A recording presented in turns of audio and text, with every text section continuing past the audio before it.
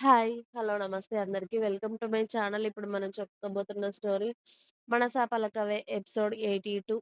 మొదటిసారి మా ఆయన కోసం కాఫీ పెట్టాలి అనుకుంటున్నాను. నేను పెడతాను లేండి అత్తయ్య అని సాహిత్య కాఫీ పెడుతుంది సిద్ధు కోసం.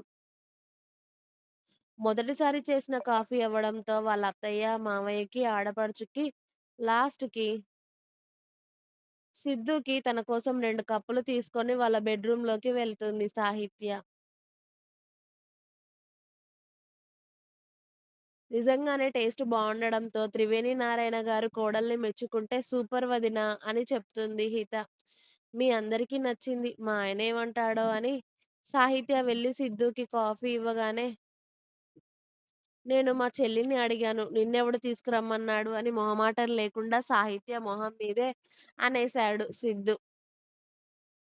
"ఏదో మా ఆయన అడిగాడు అని పెట్టాలి అనిపించింది సిద్ధూ. ఏ నేను కాఫీ పెడితే తాగవా?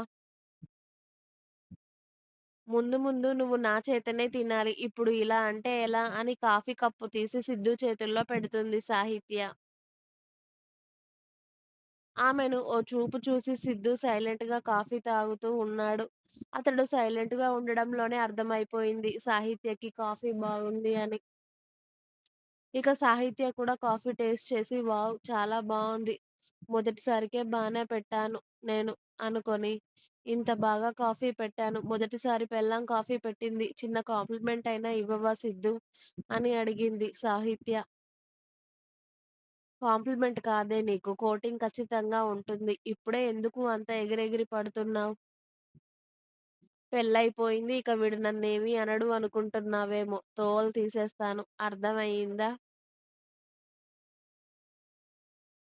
తాళి కట్టమని చంపావు కాబట్టి తాళి కట్టాను నీ మెడలో. అంతే దానికే నేనేదో నీ సొంతమైపోయాను అని కథలు పడకు.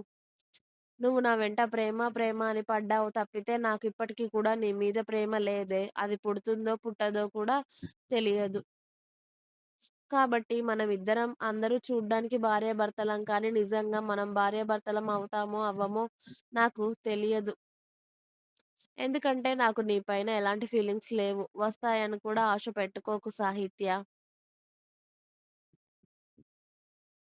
పెళ్లి చేసుకున్నంత బలవంతంగా నాతో అయితే కాపురం చేయలేవు కదా! నువ్వు. ఏ దానికి కూడా దానికి కూడా బలవంతం చేస్తావా అని కళ్ళు ఎగరేశాడు సిద్ధు. నా ప్రేమ నిజంగా స్వచ్ఛమైనది కాబట్టే గెలిచింది సిద్ధు. నేను గెలుచుకున్నాను. కానీ నా ప్రేమని ఇలా నువ్వు తక్కువ చేయడానికి ఇలాంటి మాటలు మాట్లాడకు. ఇలాంటి పిచ్చి పిచ్చి మాటలు మాట్లాడి నాకు కోపం తెప్పించకు సిద్ధు. నీ మీద నాకు చాలా గౌరవం, రెస్పెక్ట్, ప్రేమ అన్నీ ఉన్నాయి.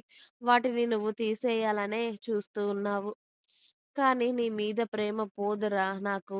అది నువ్వు నన్ను ఎంత బాధపెట్టినా సరే, అది నీకెందుకు అర్థం అవ్వట్లేదో నాకు తెలియట్లేదు. కానీ మనం కలిసిన ఫస్ట్ రోజు నుండి అదే చెప్తున్నాను నీకు. నువ్వేం చేసినా నీ మీద ప్రేమ పోదు నాకు. ఆఖరికి నన్ను చంపేసినా సరే అని. ఒకవేళ నీకు నన్ను అలాంటి మాటలన్నీ బాధ పెట్టాలని ఉంటే నీ ఇష్టానికే వదిలేస్తున్నా. నేను బాధపడితే నువ్వు సంతోషంగా ఉంటావంటే నువ్వు పెట్టే బాధకి కూడా నేను సరే అనే అంటాను. నా ప్రేమ నీకు ఈ జీవితంలో అర్థమవుతుందో లేదో అసలు నువ్వు అర్థం చేసుకోవాలి కదా! నీకు నన్ను అర్థం చేసుకునే మనసే లేదురా! నువ్వు నా ప్రేమని అర్థం చేసుకునే సమయానికి నిజంగా నేను ఉంటానో, ఉండనో కూడా తెలియట్లేదు నాకు. ఇప్పుడంటే నువ్వు కాపాడావు. ప్రతిసారి కాపాడలేవు కదా! ఎప్పుడో నా మనసు విరిగిన రోజు ఖచ్చితంగా అదే జరుగుతుందనుకుంటా. అని సాహిత్య డల్‌గా కాఫీ పక్కన పెట్టేసి వెళ్ళి హాల్‌లో హిత పక్కన కూర్చుంటుంది సోఫాలో. సాహిత్య డల్‌గా రావడంతోనే అర్థమైపోయింది హితకి ఏదో జరిగిందని. "ఏంటి మా వదినమ్మ గారు ఇలా డల్‌గా అయ్యారు? హుషారుగా వెళ్లారు కదా మా అన్నయ్య దగ్గరికి" అని అడిగింది హిత సాహిత్య బుగ్గ మీద చెయ్యి వేసి. నేను సంతోషంగా ఉంటే మీ అన్నయ్య చూడలేడు కదా! అందుకే ఏదో ఒక మాట అని నన్ను ఏడిపిస్తాడులే. నేను ఏడవడం అంటే మీ అన్నయ్యకి చాలా ఇష్టం. అంతే అంది సాహిత్య డల్‌గా. అబ్బా వదిన నువ్విలా డల్ అయిపోతే ఎలా చెప్పు? నాకేం బాలేదు నువ్విలా ఉంటే. మా అన్నయ్య అలానే అంటాడులే. మా అన్నయ్యని మార్చుకోవాల్సింది నువ్వే కదా! నువ్వే అలా ఇప్పుడు ఓటమిని ఒప్పుకుంటావా? చెప్పు. అసలు నువ్వంటే ఇష్టం లేదు. నిన్ను పెళ్లి చేసుకోను అన్న వాడితో నీ మెడలో తాళి కట్టించుకున్నావు. అలాంటిది వాడిని నీకు నచ్చినట్టుగా మార్చుకోలేవా? నువ్వంటే ఇష్టం పుట్టేలాగా చేసుకోలేవా? ఇప్పుడే గివ్ అప్ ఇచ్చేస్తావా? పెళ్లయ్యే వరకు ఇంత ఇది చేసి పెళ్లయ్యాక ఒక మాట అంటే ఇంత బాధపడతావా? అన్నది ఎవరు? నీ భర్తనే కదా! నువ్వు సైలెంట్‌గా ఉండు. ఒకసారి అంటాడు, రెండోసారి అంటాడు, మూడోసారి వాడికే నోరు రాదు నిన్ను అనడానికి. ఖచ్చితంగా వాడు మారతాడు వదిన. నీలాంటి స్వీట్, క్యూట్ అమ్మాయిని ఎవరు కాదనుకుంటారు చెప్పు? పైగా నువ్విప్పుడు వాడి భార్యవి. భార్య అంటే ఇష్టం ఉండకుండా ఉంటుందా? పైగా ఇప్పుడు 24 గంటలు నువ్వు వాడి పక్కనే ఉంటావు. కాబట్టి నీకు నచ్చినట్టుగా వాడిని మార్చుకొని, వాడు నిన్ను మెచ్చేటట్టుగా నువ్వు మారాలి. అర్థమైందా? అంది హిత. అబ్బో! మా ఆడపడుచు గారికి బాగానే తెలుసు. అయినా ఇవన్నీ నీకెలా తెలుసు? నాకింతలా చెప్తున్నావని అడిగింది సాహిత్య. ఎన్ని సినిమాలు, సీరియల్లు చూడట్లేదు చెప్పు అని నవ్వింది హిత. మీ అన్న ఎన్ని చేసినా మారే రకంలా లేడులే అని హితతో కాసేపు కబుర్లు చెప్పి, త్రివేణి గారు రాత్రికి డిన్నర్ వండడానికి కిచెన్‌లోకి వెళుతూ ఉంటే సాహిత్య కూడా అత్తగారి వెనకాల వెళ్ళి, నేను కూడా చేస్తాను ఏదైనా చెప్పండత్తయ్య అంది. అయ్యో! నీకెందుకమ్మా శ్రమ నేను చేస్తానులే నువ్వు వెళ్లి హితతో కూర్చో అని అన్నారు ఆవిడ. ఇప్పటి వరకు మేం అదే పని చేశాం అత్తయ్య. పర్లేదు చెప్పండి కూరగాయలు కట్ చేసి ఇవ్వనా అని అడిగింది సాహిత్య. వేలైతే కట్ చేసుకోవు కదా! అని అడిగారు త్రివేణి గారు. అయ్యో! అసలు చేసుకోనత్తయ్య అని వాళ్ళ అత్తయ్య వంట చేస్తూ ఉంటే ఆవిడతో ముచ్చట్లు పెడుతూ కూరగాయలు కట్ చేసి ఇస్తూ ఉంటే సిద్ధు రెడీ అయ్యి కిచెన్‌లోకి వచ్చి అమ్మ నేను బయటికెళ్ళొస్తాను అని చెప్పాడు. ఈ టైంలో ఎక్కడికిరా చీకటి పడుతుంది అని అడిగారు ఆవిడ.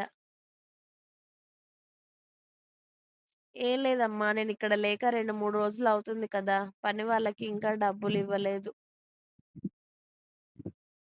అవి వాళ్ళకి కూడా అవసరం ఉంటాయి కదా! డబ్బులిచ్చేసి వస్తాను. త్వరగానే వస్తానమ్మా అని చెప్పి సాహిత్య వైపు ఒకసారి చూసి సిద్ధు అతడి బండి తీసుకొని వెళ్ళిపోయాడు.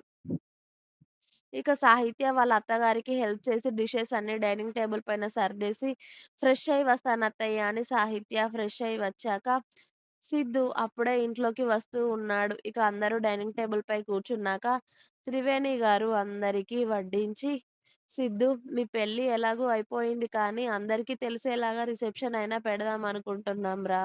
నేను మీ నాన్నగారు. నువ్వేమంటావు?" అని అడిగారు ఆవిడ.